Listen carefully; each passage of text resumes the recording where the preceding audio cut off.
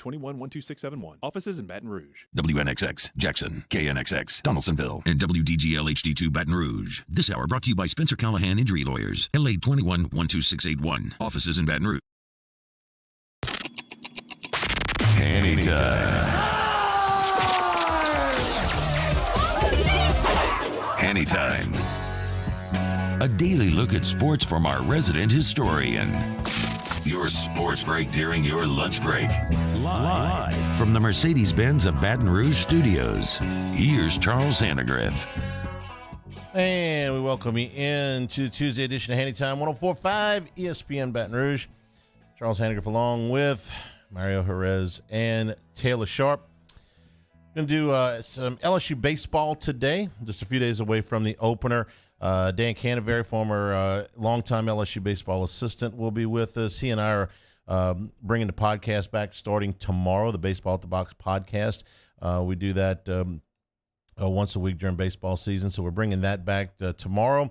LSU opening up on Friday night, so we'll talk with Cano. He's been out for some preseason practices, got a pretty good read on what the Tigers are looking like here as we get ready for the opener. Tough break yesterday for Grant Taylor. Going to be out for the season. That story broke after we had gotten off the air. Taylor was going to be I think a major part of that pitching staff this year. He'd had a terrific fall. So a tough setback for the Tigers before they start. But we'll get Cano's thoughts on the rest of the team, and there's still a lot to be optimistic about. Bottom of the hour, Dwayne Colucci from Las Vegas. Get a little bit of a Super Bowl aftermath, so we'll talk with Dwayne about that. Bottom of the hour. In the meantime, we open up with positive basketball news. Okay, been a little hard to come by of late, but positive basketball news. The Pelicans went to Oklahoma City last night and beat the Thunder 103-100. Another a massive game for Brandon Ingram last night with 34 points, but it was also the debut of Josh Richardson. This was a largely overlooked deal at the trade deadline. There were many deals that were much bigger. It was also mostly put off. They traded Devontae Graham for him, and it was not a well-kept secret that the Pels wanted to get off of Devontae Graham's contract for next year. It would have pushed him into the luxury tax before the season even started. Not by a lot, but it would have pushed him in there.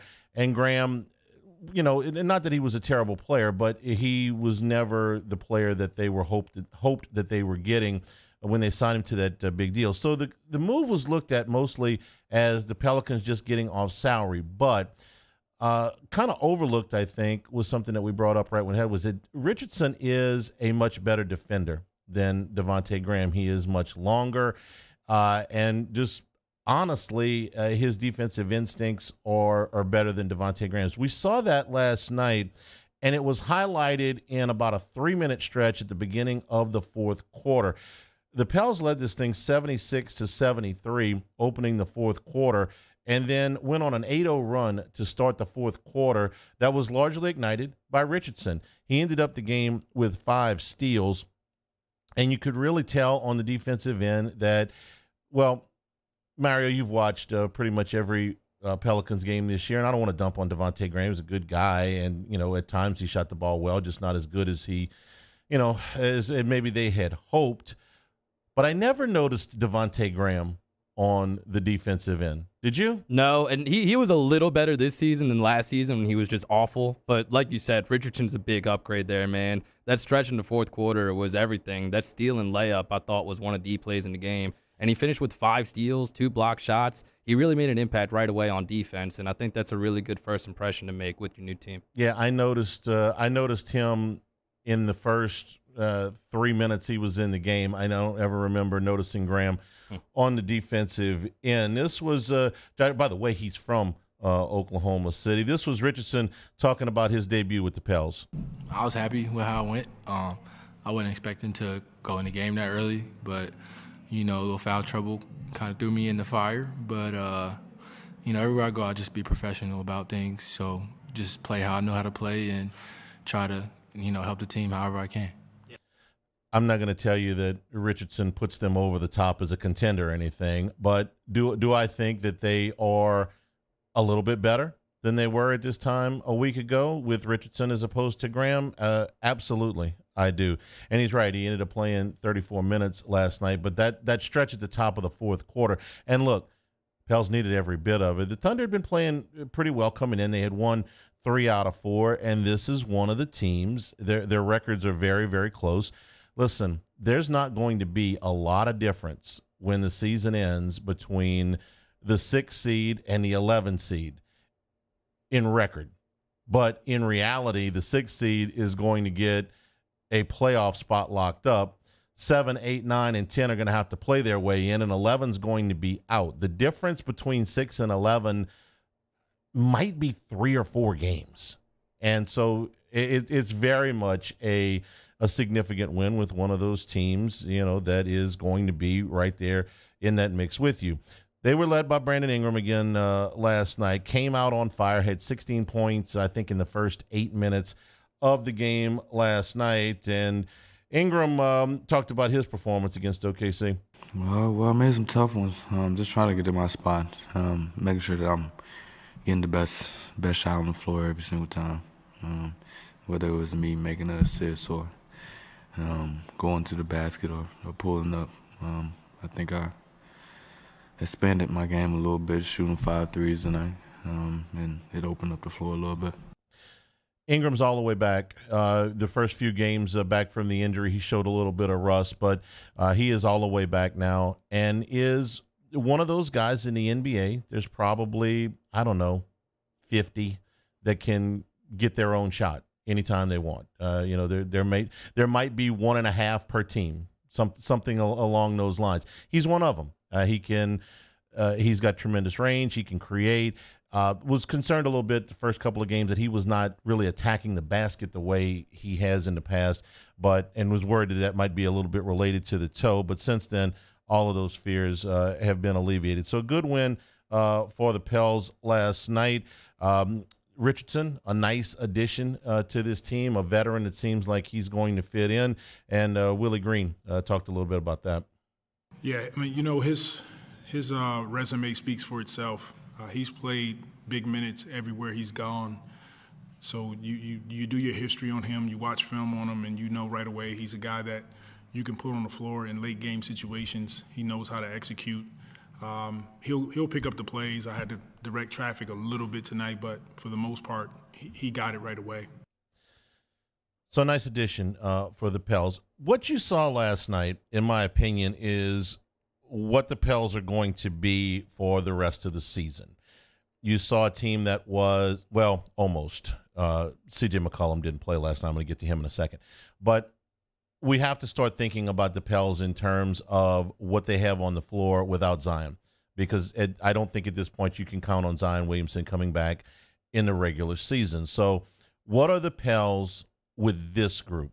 We saw the Pels with Zion and out. Well, we saw them with Ingram and Zion. That, to me, was a team that could have competed for a top 4 seed in the West. That's out the window right now. I'm pretty sure. I'll be delighted to be wrong, but I'm pretty sure.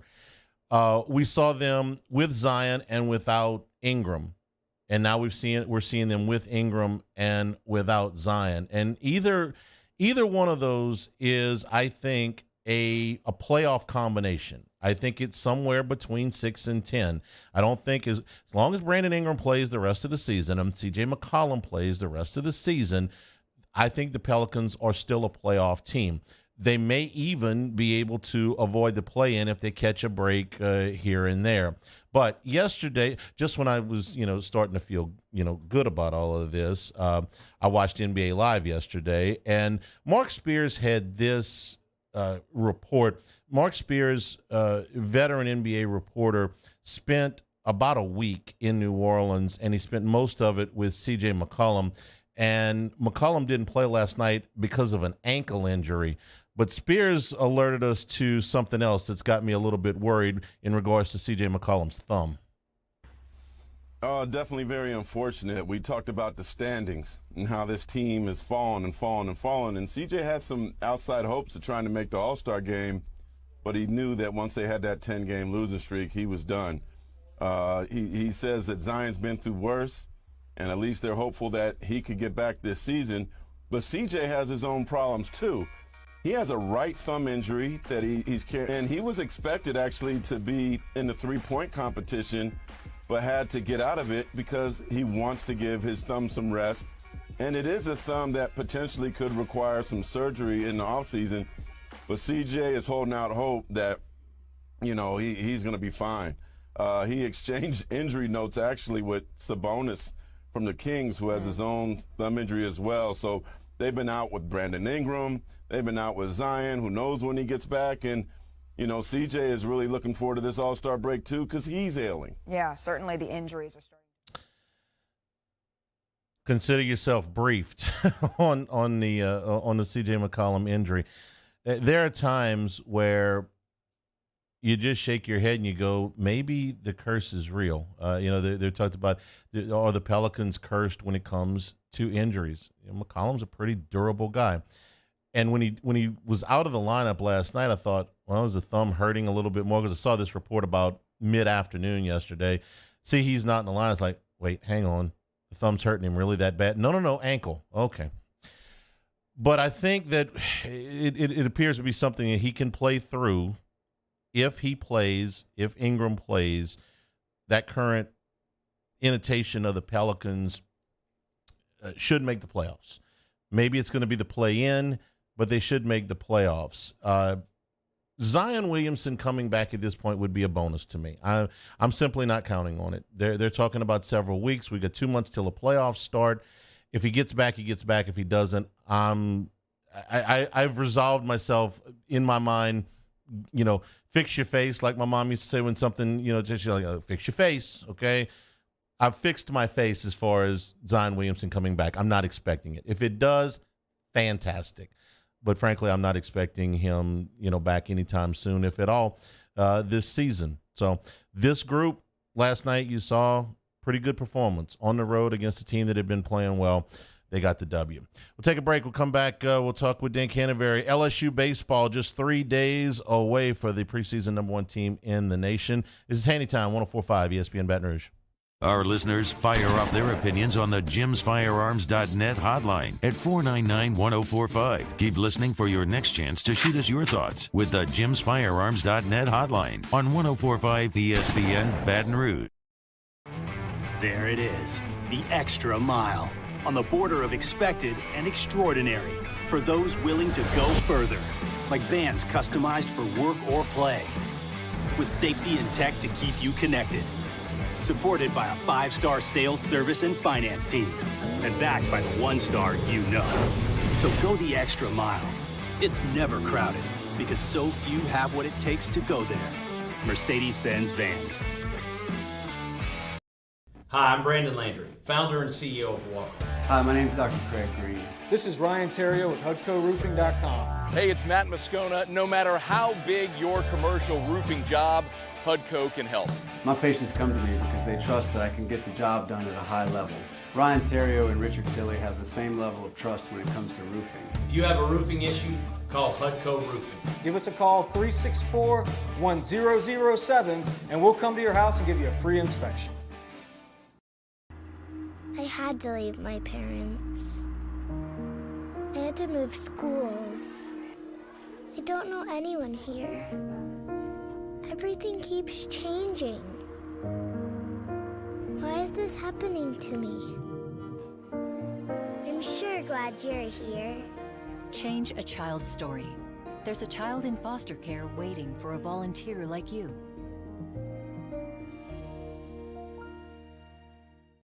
Saturday, February 25th, 7 p.m. The Bulls Bands and Barrels Tour at the Lamar Dixon Expo Center. Presented by Jerry Lane Chevrolet. Edge of your seat excitement with bull riding, barrel racing, ultimate bullfighting with a live performance by Bailey Zimmerman.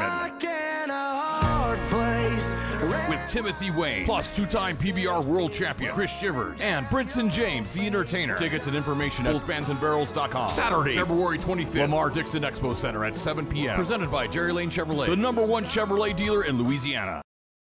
Louisiana. It's a place defined by culture, by pride, by passion, by people who do more than love this place. They celebrate it, elevate it, champion it. They are the individuals who embody what makes Louisiana great. The companies that make Louisiana a better place to work and live. The nonprofits leading transformational change in our communities. Champions of Louisiana are all around us, and LWCC is proud to celebrate them because we've always been Louisiana loyal, supporting the workers, the innovators, the change agents of this great place we call home. Who are the champions around you? Together, we can share their stories. Together, we can help our home state thrive. Together, we are Louisiana. So join me for a Tuesday edition of the Hunt Palmer Show. Glenn West on the Tigers, Sharif Ishak on the Pels. We'll talk baseball and get you ready for LSU and Georgia on the hardwood. Hunt Palmer Show, 1 to 3 weekdays, 104.5 ESPN, Baton Rouge.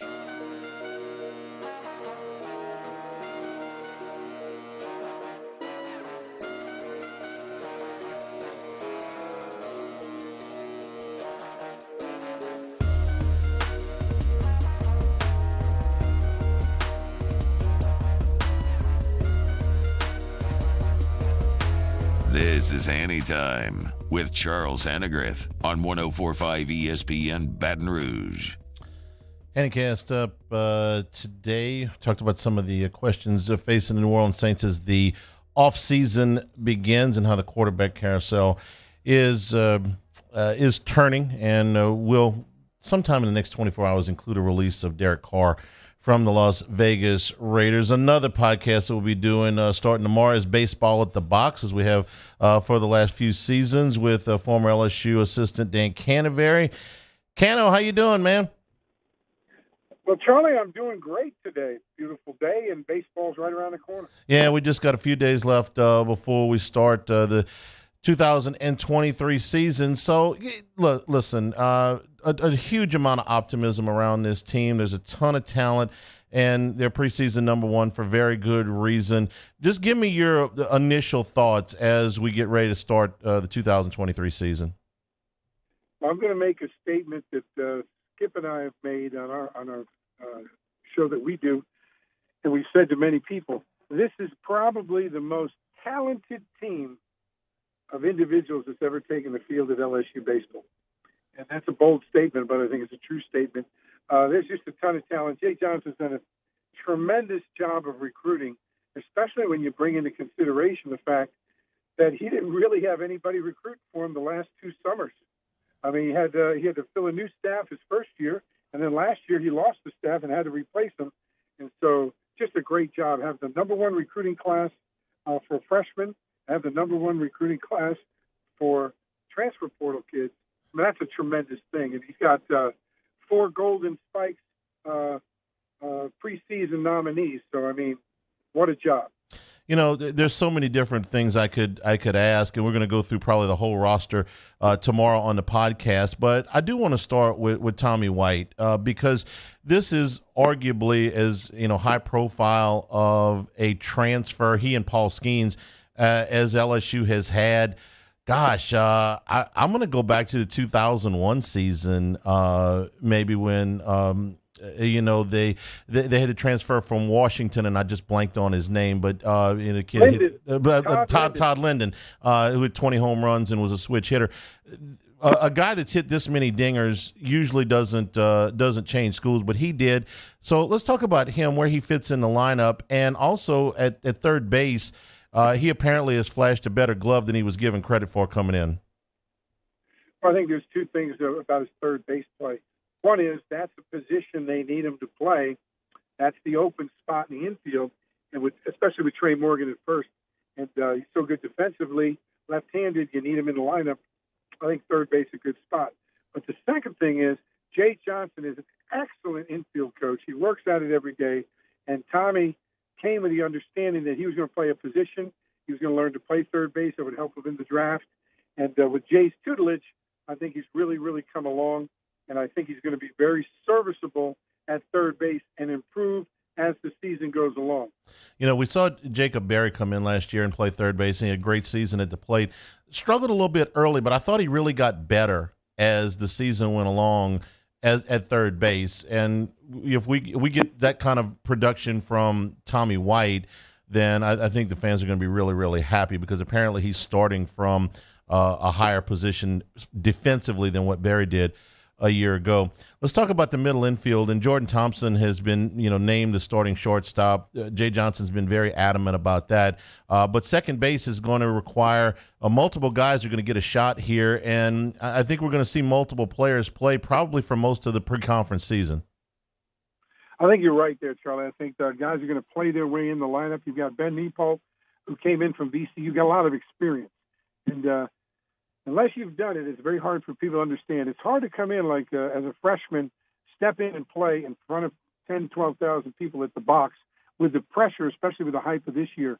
So a veteran guy that's been there is always a good bet. But you got Gavin Guidry, who is projected to be a high-round draft pick, turned down the draft, very good infielder.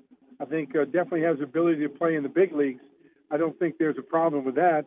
So, but as a freshman, you got to kind of ease him in a little bit, even though he is from Barb High School in Lake Charles. So that's different. And then Gavin Dugas, a veteran, but hasn't played the infield, played in the outfield, so he's projected to be in that mix as well. So you've got a lot of different factors in there. So it'll be interesting. I think you're right on the line that I think it's going to play its way in. You're going to try different things and see how guys do. Dugas is interesting because he came to LSU as an infielder and played some second base early in his career. He was injured, went out in the outfield, and this guy led the Southeastern Conference in runs batted in 2 years ago. So he's an experienced stick. He was kind of in and out of the lineup a year ago. How do you think he handles the move back to the infield? I think he's going to be fine. And like you mentioned, something like last year, Jacob Berry, came in and swung it well at the plate, but he struggled defensively. When Dugas goes back to the infield, of course, he's working at it. He's very confident at the plate because he swung the bat for 3 years. And like Berry did, he swung the bat, he knew he could play. But when now you're in the infield, now you're playing a new position, and you haven't been there, you're a little uncomfortable, but he got better as the season goes along. I think that's what's going to happen with Dugas. He's going to come in. He may struggle a little early, but he's going to do well as the season goes along. Same thing with Tommy Tanks at third base. And I think the people have to understand Jay Johnson has to make a decision.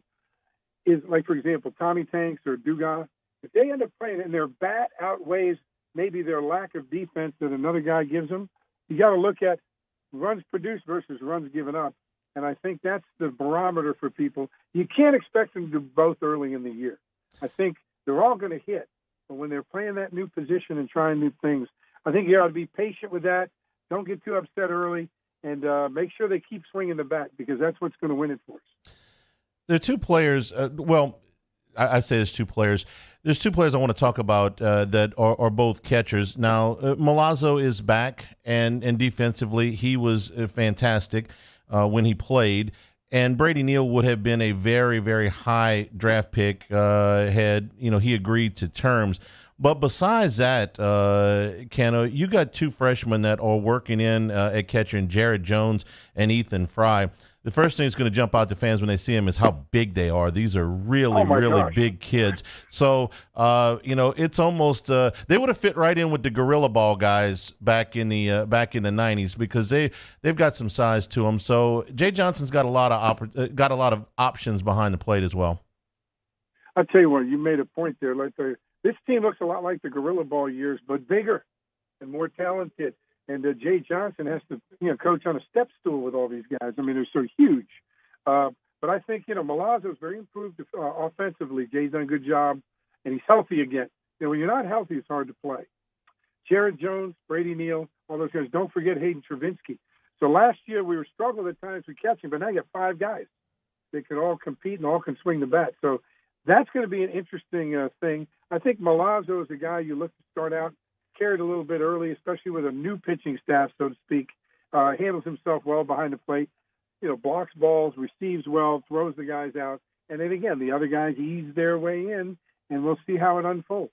Speaking of ease their way in, we know Dylan Cruz going to be right at the top of the draft, is entrenched in the outfield, but there'll be some opportunities for some other guys to play. Give me your read on where they are in the outfield and who you like the best right now. Well, Paxton Kling has come in, and he's got a chance to be a impact freshman. You've also got, I'm trying to think, center fielder Mick Paul, He's a nice player, left-handed hitter. You got Josh Pearson, who returns. You got Cruz out there. You got Braden Jobert as a DH/outfielder. I know they're trying him there because you get a couple of people at first. So there's a lot of people that fall in that mix. And of course, you still got Dugas in that mix playing outfield. So, again, Jay's got himself a lot of options, and I think he's in good shape in the outfield. Dylan Cruz, of course, anchoring it all in center field. Kling is the interesting prospect there to me because he's another kind of like Brady Neal. Had he agreed to terms, would have gone much, much higher in the draft. And, you know, Cano, you went through this as much as anybody. Kids that you bring in, you sign, you've scouted, you sign them well before, or you've got them committed well before they maybe blossom into a first-round pick. I get this every year at the draft. Why does LSU recruit kids that are going to go in the first round of the draft if you know they're going to take the money and go? Because when LSU gets them committed when they're 14 or 15 years old, you're not sure that they're absolutely going to be a first-round pick. They stay committed for a long time. Kling, to me, is a guy that if he had signed a professional contract, it wouldn't have come as any surprise. One of those kids that you can win with because he's really not supposed to be a college player, right? Well, Dylan Cruz wasn't supposed to come to college. Thank God for COVID. Correct. Yes. I mean, that's what that made him come here. But the bottom line is it's changed, Charlie, from when I was coaching because of NIL. The NIL allows you to not only compete with the pros because you have extra money, but like when we were coaching, if you committed these guys, too many guys, and they didn't sign, now you're over scholarship. But with NIL, you can make up for that, so to speak. So that changes everything. I think pro baseball has kind of come to grips with the fact after COVID, they cut out 42 minor league teams. And so they're kind of relying on college baseball, especially at the Power 5 schools, to pick up the slack for some of their A-ball and AA teams because that's the level of play that the SEC and the ACC are at. And so I think you're going to see more guys coming to college for 3 years, let the market go up. So when they do get drafted, if they're even the same player, they're going to get more money. But if they're a better player, it's a better deal for them. And the bottom line is you got better facilities, you play in front of bigger crowds, and you got better coaching, and they're growing up on campus, and they're with the people, and they got academics, and they got them to watch instead of going out on their own at 18 years old and trying to figure it out. So I think you're going to see more and more guys turning down the draft and coming to college baseball, especially here at LSU. And Jay Johnson going out and getting the best players in the country he can, and then with NIL he can deal with the consequences of the draft.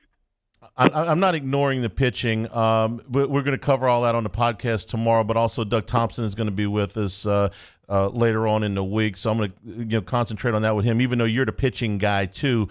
But I am going to ask you one pitching question, and that's the loss of Grant Taylor yesterday. He had such a fantastic fall and lead up. I know he was going to be a big part of their plans. How does this force them to adjust with him being out for the year? Well, it's actually, I mean, I hate to say this, it's a better situation to have him go out before the season starts than be pitching and now in the middle of the season, because now you have some time to set up what you're going to do. Where in the middle of the season, with pitchers, they're very routine-oriented, and you train them. Like I know Wes Johnson is training the guys to come in and give us 2 innings. They'll get 6 outs, and their stuff and their rotation is based on that. So they've got time to adjust. But I'm sad for Grant Taylor. He's really making a move and very exciting, going to pitch on the weekend. But they've got enough potential people. It's just people have to step up to the front, and especially here when they can do it without playing SEC competition early on. Okay, they can go with Friday and Saturday, and then kind of figure out Sunday as they go along.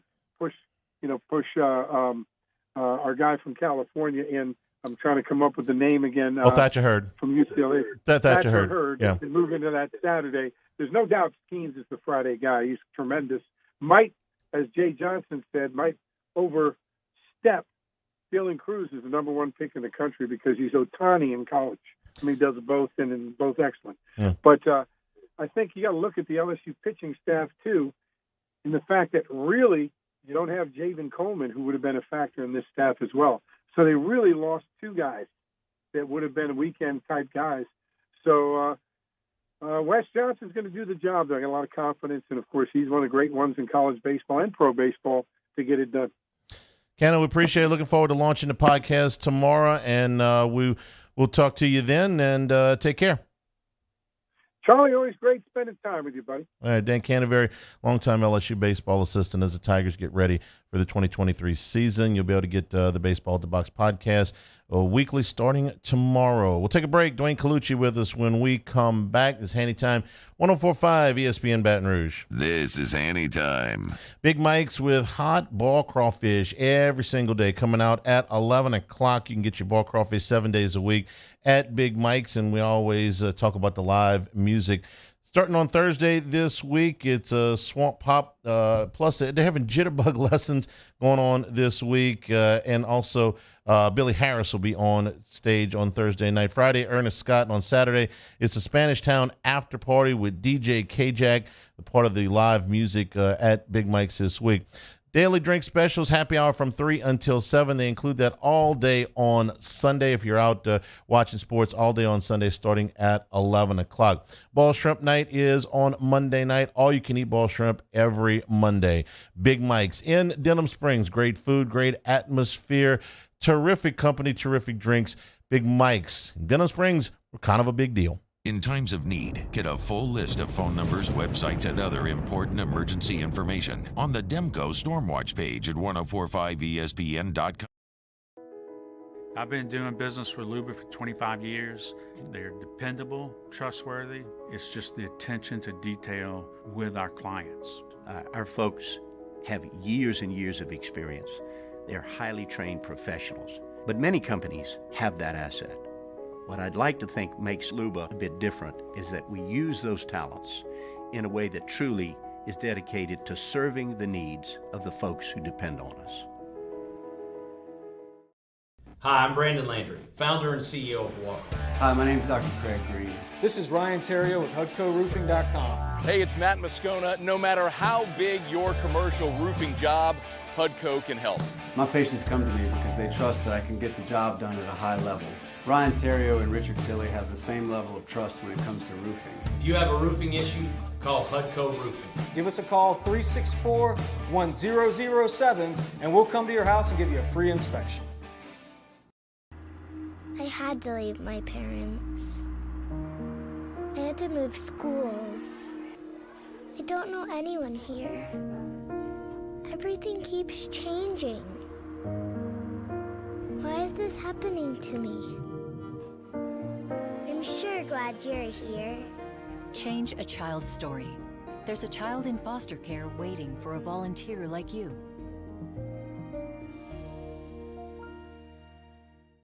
Saturday, February 25th, 7 p.m. The Bulls Bands and Barrels Tour at the Lamar Dixon Expo Center. Presented by Jerry Lane Chevrolet. Edge of your seat excitement with bull riding, barrel racing, ultimate bullfighting with a live performance by Bailey Zimmerman. With Timothy Wayne, plus two-time PBR world champion Chris Shivers, and Brinson James, the entertainer. Tickets and information at bullsbandsandbarrels.com. Saturday, February 25th, Lamar Dixon Expo Center at 7 p.m. Presented by Jerry Lane Chevrolet, the #1 Chevrolet dealer in Louisiana. Louisiana. It's a place defined by culture, by pride, by passion, by people who do more than love this place. They celebrate it, elevate it, champion it. They are the individuals who embody what makes Louisiana great. The companies that make Louisiana a better place to work and live. The nonprofits leading transformational change in our communities.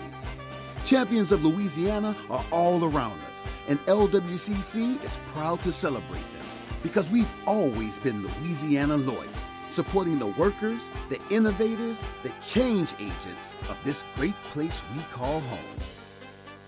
Who are the champions around you?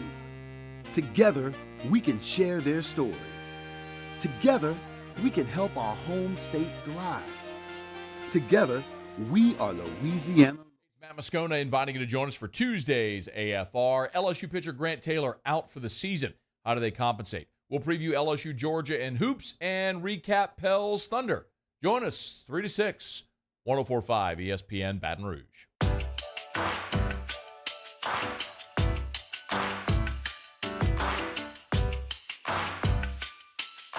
This is Hanny Time with Charles Hannegriff on 104.5 ESPN Baton Rouge. Super Bowl 57 in the rearview mirror, but what a big day it was out in Las Vegas. I'm sure the sportsbook at the South Point and the Rampart was hopping. Dwayne Colucci, the sportsbook manager, joins us now. Colucci, how you doing, man? I'm surviving, Charlie. Let's just say that. It was a long, long weekend, and definitely even yesterday we still had cash outs, and they just keep coming in droves, and it was a lot of fun. I'll tell you, though, the sportsbook was packed. We had the grand ballroom. It was packed. Everything was going off the hook. I saw a video of South Point. I couldn't believe the crowds there. They were just awesome. And we know Chris and Jimmy do a great job down there. So all in all, it was just a successful Super Bowl and a great, great game where the two best teams matched up pretty evenly. There's apparently a couple of state lawmakers in Tennessee that are lobbying to have the day after the Super Bowl made a state holiday, not move another holiday, create a whole new state holiday the day after the Super Bowl. And I'm thinking to myself, how did no state legislator in Nevada not come up with that? I mean, you guys could use a day off after that day. Yeah, definitely. But there's never a day off in the race and sports industry, and in Las Vegas, basically.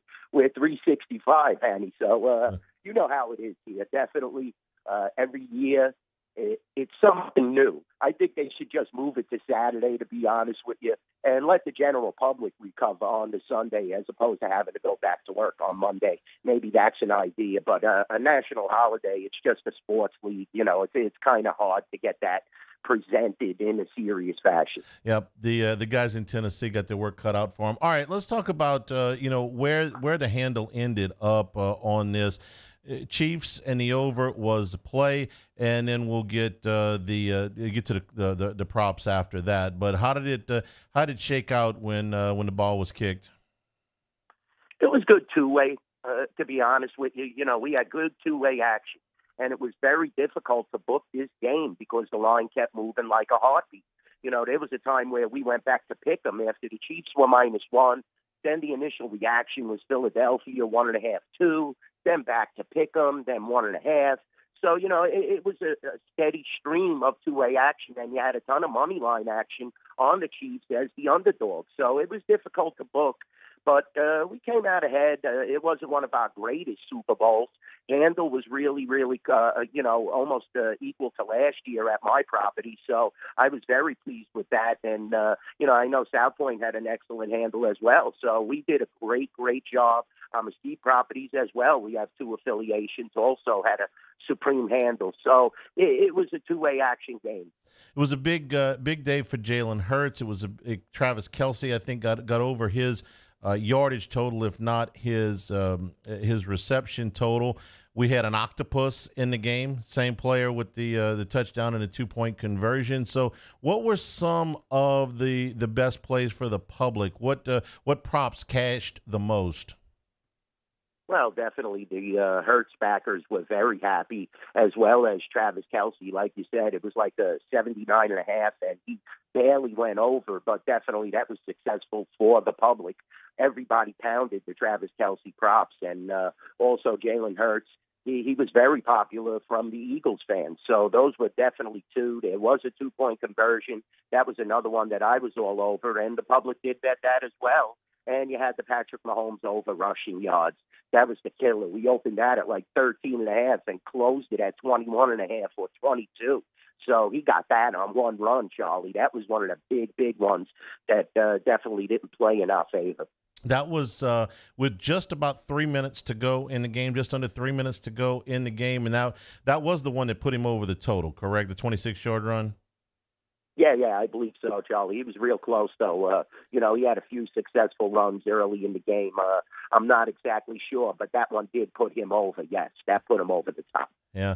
So when we put the Super Bowl in the rearview mirror, you guys got odds up for 2023 yet? Futures to win the title? Of course we do. We put them right up, and the Chiefs are definitely supreme in the market now. Patrick Mahomes is a stud, and definitely he's going to be having a long recoup in the offseason, but definitely them, Buffalo, the same usual suspects are going to take backing on the initial reaction. And, San Francisco is always very popular at our shop. They're, on the cusp. It's just going to be interesting to see what they do with the quarterback position. And then the Aaron Rodgers lottery is a gamble. So we'll see a few people taking chances, whether it's the Jets or, remaining with Green Bay, which is highly unlikely. And Lamar Jackson as well is going to be on the market. So we're going to see how this all plays out. The initial reaction, though, were with the Chiefs, Buffalo, and San Francisco. As a bookmaker, trying to put futures odds out when so many teams are going to have different quarterbacks next year, or at the very least, if they're going to have the same quarterbacks next year, that situation is in flux right now. Kaluch, I would say as many as a dozen or more teams right now don't have an odds-on favorite to be their starting quarterback next year right now. So how do you put a number on teams like that?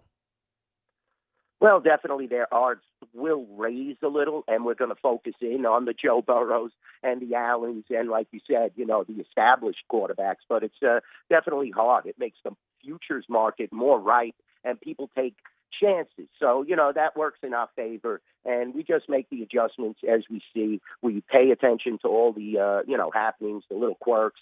You have to pay attention to social media. These guys make statements left and right, whether it's Rodgers or Lamar Jackson. They give little cryptic messages, they call them, and you try to perceive where they're going to land before the sharps actually get that information and want to pound you. So it becomes a unique situation. But like you said, currently, the stable quarterbacks are taking the bulk of the money. So now we change over. We got to push. Got to push towards March Madness. We're about 3 or 4 weeks away from conference championships. So when you guys see this, this Super Bowl, I don't call it postmortem. That's kind of bleak, but just the postscript of the Super Bowl, where the betting public goes to. Is it more college or the NBA right now?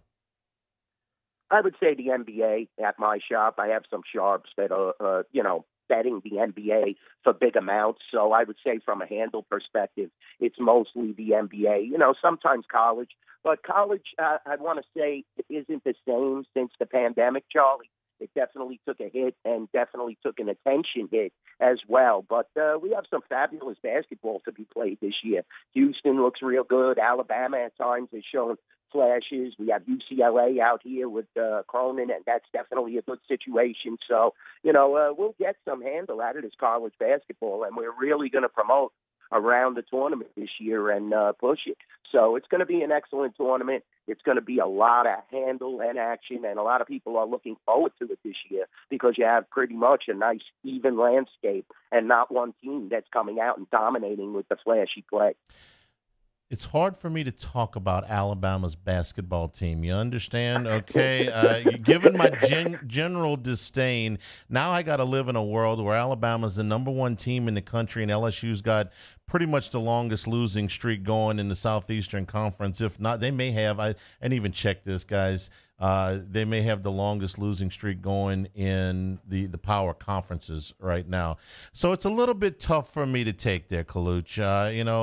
I've made my peace with Alabama as a football power until the little angry man hangs up his whistle. But if I got to deal with him in basketball too, that's just going to be tough. I understand your plight, definitely. Let's talk. We got some NHL action here tonight. I think two wins. Had winning weeks the last 3, maybe 4 weeks. I got to go back and check my notes. So you've been moving pretty good here. What you like on the ice tonight? Yeah, it's been a tough season. I'll be honest though with you, Charlie. It's definitely been difficult. It hasn't been an easy season. We were really peaking last year. You know how it was going, but the hockey landscape has changed. Tonight, I'm looking at Colorado in a revenge factor game against, I love this Colorado Avalanche team, and I'm just waiting for them to get healthy. So, they're playing Tampa tonight. This is a revenge factor game. You're getting a little plus at home, or actually even money, I'm sorry, -120 at the Rampart and South Point. On Tampa, the road favorites. So let's see how this game plays out. I definitely think Colorado and McKinnon and those guys want to make a statement in the second half and try to take control of a division that's still up for grabs, where Dallas seems to be lasting. I can't believe it, but, Peter DeBoer is doing a fabulous job there, and they are in front. And they have, a 10-point advantage on Colorado, Charlie. So Colorado definitely has to start playing a lot better, and I think now is the time you're going to see that happen, without a doubt. Remember, I like the Devils tonight, but they're playing without Jack Hughes. You got to lay 210 on the road, but Columbus is just in disarray, and the Devils want to keep their pedal to the metal. Rangers are on the cusp, of turning up some huge, huge things. So the Devils want to keep that advantage in that tri-state area. Good spot tonight for Montreal as well, Charlie. I think they definitely could win at -145. The young kids are playing really well. Now, you'll see Jake Allen in the net tonight. I think Monty Bo is actually the better goaltender, though. And Nick Suzuki is starting to play really well. Kirby Doc is just phenomenal. That was a real nice pickup. And Montreal is a very young team. And I think Chicago, again, you have a team that is somewhat in disarray because of the Patrick Kane situation. So I think Montreal at home at the Bell Center could definitely do some damage. I like those 3 games tonight, and that's what we're going to look at. Colorado, the Devils, and the Canadians tonight on the ice. Kaluch, man, get some rest. I know it's been a long few days. So get a little bit of rest, and we'll talk to you on Thursday night. Sounds great, Charlie. Thanks for having me on. It was a great Super Bowl at the Rampart in South Point, and you guys enjoy it. Dwayne Colucci, as always, we appreciate it.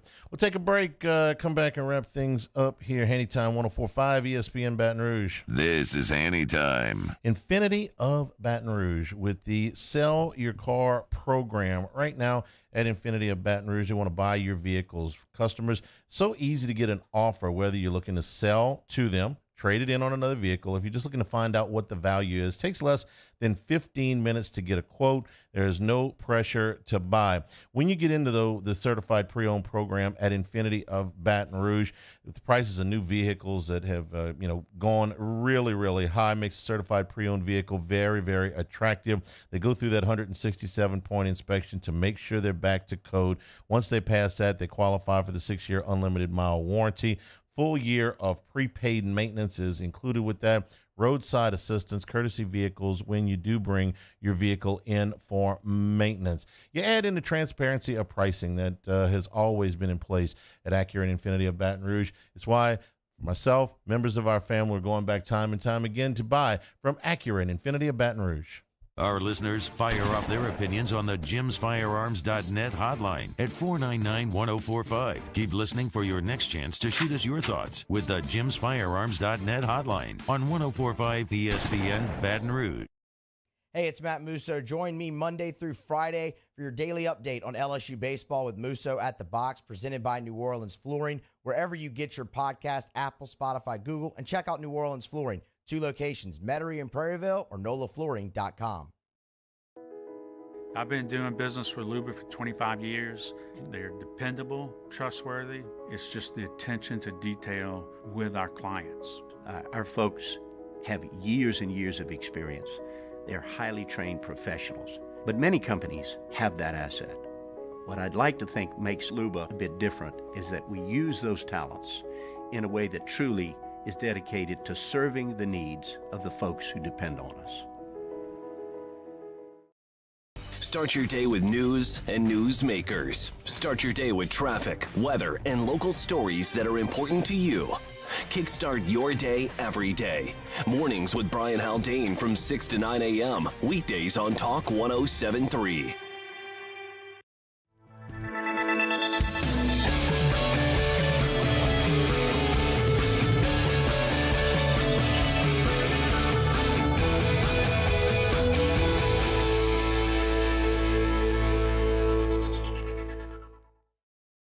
Hi, I'm Brandon Landry, founder and CEO of Walk. Hi, my name is Dr. Craig Green. This is Ryan Terrio with HUDCORoofing.com. Hey, it's Matt Moscona. No matter how big your commercial roofing job, HUDCO can help. My patients come to me because they trust that I can get the job done at a high level. Ryan Terrio and Richard Tilley have the same level of trust when it comes to roofing. If you have a roofing issue, call Hudco Roofing. Give us a call, 364-1007, and we'll come to your house and give you a free inspection. I had to leave my parents. I had to move schools. I don't know anyone here. Everything keeps changing. Why is this happening to me? I'm sure glad you're here. Change a child's story. There's a child in foster care waiting for a volunteer like you.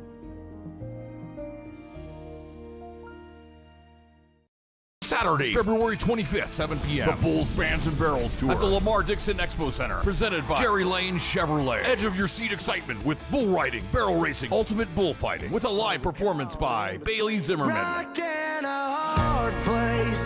With Timothy Wayne, plus two-time PBR world champion Chris Shivers, and Brinson James, the entertainer. Tickets and information at bullsbandsandbarrels.com. Saturday, February 25th, Lamar Dixon Expo Center at 7 p.m. Presented by Jerry Lane Chevrolet, the #1 Chevrolet dealer in Louisiana. Louisiana. It's a place defined by culture, by pride, by passion, by people who do more than love this place. They celebrate it, elevate it, champion it. They are the individuals who embody what makes Louisiana great. The companies that make Louisiana a better place to work and live. The nonprofits leading transformational change in our communities. Champions of Louisiana are all around us, and LWCC is proud to celebrate them because we've always been Louisiana loyal, supporting the workers, the innovators, the change agents of this great place we call home. Who are the champions around you? Together, we can share their stories. Together, we can help our home state thrive. Together, we are Louisiana loyal. Always.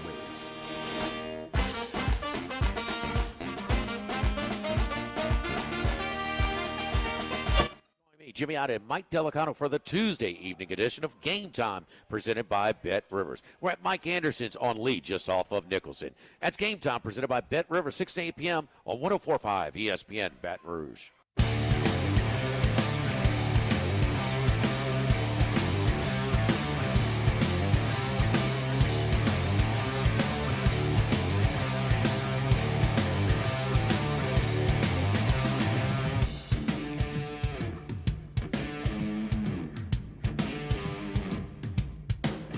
This is Hanny Time with Charles Hannegriff on 104.5 ESPN Baton Rouge. Make sure you subscribe to the Hanny Time YouTube channel. We are just 180 away from getting that thing monetized. So go to 104.5's YouTube channel and subscribe to the Hanny Time YouTube channel. Bayou Ford chat, apparently not too keen on Baker Mayfield and the possibility he joins the Saints. This is, again, when we talk about, we did this on the podcast today, every move that is made from either a team or a quarterback in some way is going to affect what the Saints do. I'm not over the moon about Baker Mayfield either, although he played a lot better for the Rams than I ever expected that he would, and not just in the game where he was there for about 20 minutes, but the other games that he was, way better than what I thought. Now, is that because he and McVay clicked or whatever? It's not necessarily what you want. It's what's going to be available to you. For instance, the Aaron Rodgers thing right now. Aaron Rodgers is in hour 48 of 96 hours of darkness. Is that what we can't believe ESPN's not running like a timer at the bottom of the screen. Aaron Rodgers emerges from the bat cave or wherever he is. But think about how would Aaron Rodgers' decision affect the Saints? Well, Aaron Rodgers is not going to quarterback for the Saints, right? No. But if he quarterbacks for Green Bay, that means the Jets have got to go get a quarterback. That quarterback might be somebody the Saints are interested in, whether it be Derek Carr or somebody else. Maybe it's Jimmy Garoppolo. I don't know. If he does go to the Jets, well, then that's another team that you don't have to worry about picking up a quarterback. The draft, you've got at least 4 teams, maybe 5 in the top 10 that are all looking for quarterbacks. If they decide, Carolina, Vegas, Indy for sure, Houston's got 2 first-round picks. They got the second pick. They got the 12th pick. They want to use the second pick on C.J. Stroud, Bryce Young. They want to use that pick on a defender or another position and use the 12th pick on Anthony Richardson. That might work. Everything that moves in the quarterback market in some way affects the Saints, whether it be a guy coming off the market or a team filling their need. Thing is, like for instance, the Jets and the Saints finished with the same record last year, but the Jets are seen to be an ascending roster and the Saints not nearly as much. Why is that? Well, some of it is talent on the field, but there's about $59 million in difference in what the Saints are and what the Jets are as far as against the salary cap. The Jets are basically a wash. They're kind of at a net zero. I think they're over the cap by like $200,000, but have easy ways to rectify that. And the Saints are $57 to $59 million over the cap. So we're going to watch the quarterback market. I don't know where Baker Mayfield ends up, but it's kind of like shopping for a car. There's what you can afford, and then there's what you really want. They don't always match up. Stay tuned for the Hunt Palmer Show. For Taylor Sharp and Mario Jerez, I'm Charles Hanniger saying thank you and good afternoon. Anytime, 104.5 ESPN Baton Rouge. Bayou